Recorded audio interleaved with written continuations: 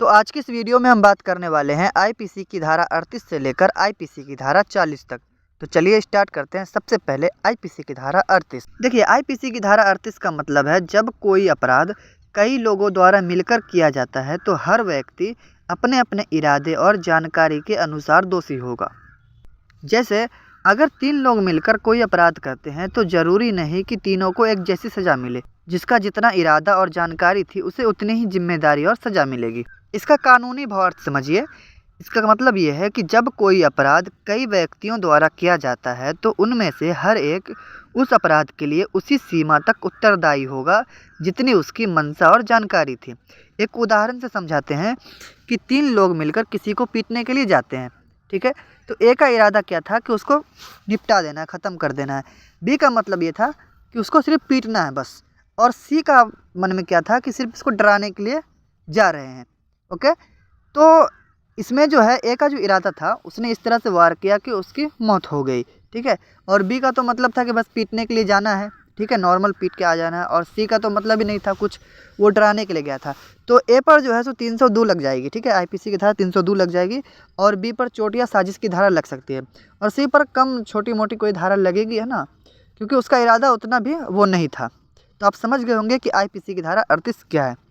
लेकिन अभी आपको एक कन्फ्यूज़न हो रहा होगा कि आईपीसी की धारा 34 भी तो यही थी। तो जी नहीं, आईपीसी की धारा 34 ये नहीं थी।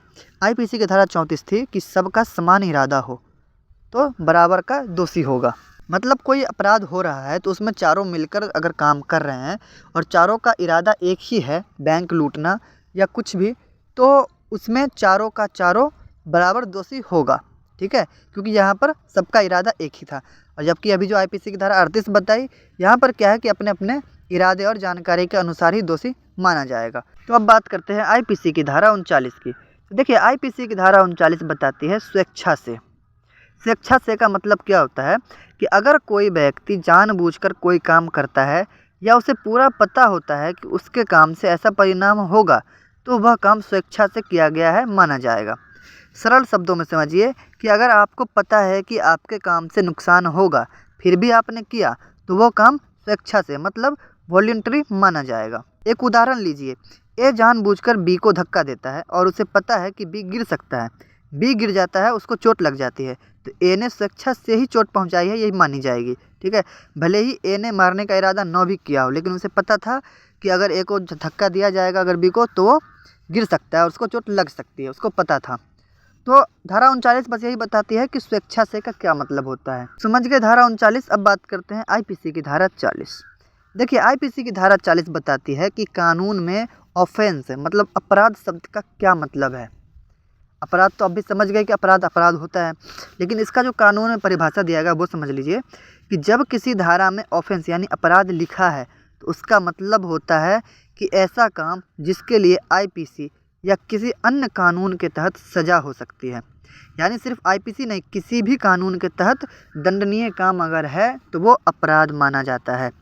उदाहरण ले लीजिए, अगर किसी विशेष कानून जैसे आईटी एक्ट हो गया, आपको एनडीपीएस एक्ट हो गया, इसमें कोई काम अपराध है तो आईपीसी में अपराध शब्द पढ़ते समय उसे भी अपराध ही माना जाएगा, ठीक है।